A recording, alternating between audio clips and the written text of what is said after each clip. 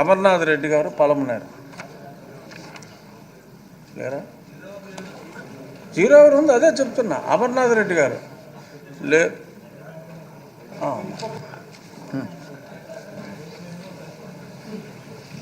Agriculture రైతులకు సంబంధించిన విషయం అధ్యక్ష, 2014-19 మధ్యలో ఆనాటి ప్రభుత్వంలో సెరికల్చర్ వ్యవసాయాన్ని ప్రోత్సహించడానికి చాలా ప్రోత్సాహాలు అందించే కార్యక్రమం గడిచేది అధ్యక్ష. ప్రధానంగా పురుగులు పెంచడానికి షెడ్లు కానీ, కలుపు తీయడానికి యంత్రాలు కానీ, మరి అన్ని రకాలుగా కూడా ఏవైతే మొక్కలు నాటుకోవడానికి కానీ అన్ని రకాలుగా కూడా సబ్సిడీ ఇచ్చేది అధ్యక్ష. పురుగులు గూళ్ళు చేసుకునే సమయంలో చంద్రింకలు కానీ వ్యాధులు రాకుండా నివారించడానికి మందులు కానీ ఉచితంగా ఇచ్చేది అధ్యక్ష.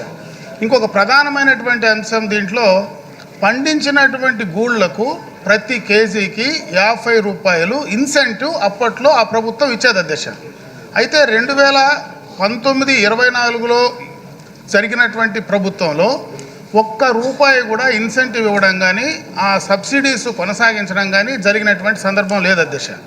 కూటమి ప్రభుత్వం వచ్చిన తర్వాత దాదాపు 10 నెలలు అవుతా ఉంది, ఇంకా కూడా ఈ కార్యక్రమాలు ఇన్సెంటివ్ ఇప్పుడు దాకా కూడా రిలీజ్ చేయలేదు అధ్యక్ష. నేను ఆ రైతాంగం తరఫున ప్రభుత్వాన్ని విజ్ఞప్తి చేసేది, గతంలో ఏదైతే సెరికల్చర్ వ్యవసాయాన్ని ప్రోత్సహించడానికి చంద్రబాబు నాయుడు గారు ఆ రోజు ఆ కార్యక్రమాలు చేశాడో ప్రధానంగా ఆ ఇన్సెంటివ్ ఇమీడియట్గా కూడా రిలీజ్ చేయడానికి ప్రభుత్వం చర్యలు తీసుకోవాలని చెప్పి మీ ద్వారా నేను కోరుకుంటున్నాను అధ్యక్ష. కోటమిరెడ్డి శ్రీధర్ రెడ్డి గారు. ధన్యవాదాలు అధ్యక్ష. నెల్లూరు రూరల్ నియోజకవర్గం పొట్టేపాళెం కలుజు, ములుముడి కలుజు, ఈ 2 కలుజుల మీద బ్రిడ్జిలు లేక ప్రతిరోజు యాక్షన్ జరుగుతున్నాయి. పేరుకి పొట్టేపాళెం కలుజు నెల్లూరు రూరల్ నియోజకవర్గంలో ఉంది, కానీ సగం జిల్లాకి అటు ఉదయగిరి, ఆత్మకూరు, కోవూరు ఇవన్నీ ప్రాంతాలకు కూడా, కడప జిల్లా బద్వేలకు కూడా ఈ పొట్టేపాళెం కలుజు మీదే వాహనాలు పోవాల్సిన పరిస్థితి, అనేక రకాల ఇబ్బందులు పడుతూ ఉన్నారు. అదేవిధంగా ములుముడి కలుజు 2 నియోజకవర్గాల సమస్య, నెల్లూరు రూరల్ సర్వేపల్లి.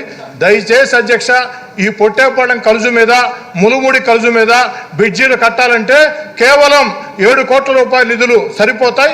దయచేసి మీ ద్వారా ప్రభుత్వాన్ని కోరుతూ ఉన్న సగం నెల్లూరు జిల్లా సమస్య, ఆ దారి గుండా వెళ్లే సమస్య, పవిత్ర పుణ్యక్షేత్రాలు, దర్గాలు ఉన్నటువంటి ప్రాంతం, ప్రతిరోజు కూడా యాక్సిడెంట్ జరుగుతూ ఉన్నాయి. పొట్టేపాళెం కలుజు మీద, ములుగుడి కలుజు మీద బ్రిడ్జిలు కట్టాలని చెప్పని సవినయంగా రాష్ట్ర ప్రభుత్వాన్ని మీ ద్వారా అభ్యర్థిస్తూ ఉన్నా. శ్రీమతి పరిటాల సునీత గారు. అధ్యక్ష, మనం చూస్తున్నాం అధ్యక్ష, మార్చి మొదటి వారానికే ఎండలు కూడా ఎక్కువ కావడం వల్ల ఎండాకాలంలో వెనుకబడిన అనంతపురం జిల్లా తాగునీటి సమస్య కూడా ఎంతో తీవ్రంగా ఉండదు అధ్యక్ష. ముఖ్యంగా నేను ఎమ్మెల్యేగా ఉన్న రాప్తా నియోజకవర్గంలో నీటి సమస్యల గురించి మీ ద్వారా గౌరవ మంత్రివర్యుల దృష్టికి కూడా తీసుకెళ్లాలని విజ్ఞప్తి చేస్తున్నాను అధ్యక్ష. రాప్తా నియోజకవర్గంలో 6 మండలాలు అధ్యక్ష. 6 మండలాలు కలిసి 94 పంచాయతీలు ఉన్నాయి అధ్యక్ష. అందులో ముఖ్యంగా అనంతపురం జిల్లాలో 3 మండలాల్లో 19 పంచాయతీలు, సత్యసాయి జిల్లాలో వచ్చి 3 మండలాలు 17 పంచాయతీలు, మొత్తం 36 పంచాయతీల్లో త్రాగునీటి సమస్య తీవ్రంగా ఉంది అధ్యక్ష. ఎండాకాలం దృష్టిలో ఉంచుకొని రాప్తా నియోజకవర్గం 36 పంచాయతీలకి త్రాగునీటి సమస్యలు కూడా పరిష్కరించాలని, నీటి సమస్యను కూడా శాశ్వతంగా పరిష్కారం చూడాలని కూడా గౌరవ మంత్రివర్యుల దృష్టికి కూడా నేను తీసుకెళ్తున్నాం అధ్యక్ష. అలాగే 97 కోట్లు PABR రిజర్వాయర్ నుంచి ఆత్మకూరు, అనంతపురం రూరల్ మండలాలకు త్రాగునీటి అందించే పథకం పనులు కూడా త్వరగా పూర్తి చేయాలని మీ ద్వారా మంత్రివర్యులకు కూడా తెలియజేస్తున్నారు.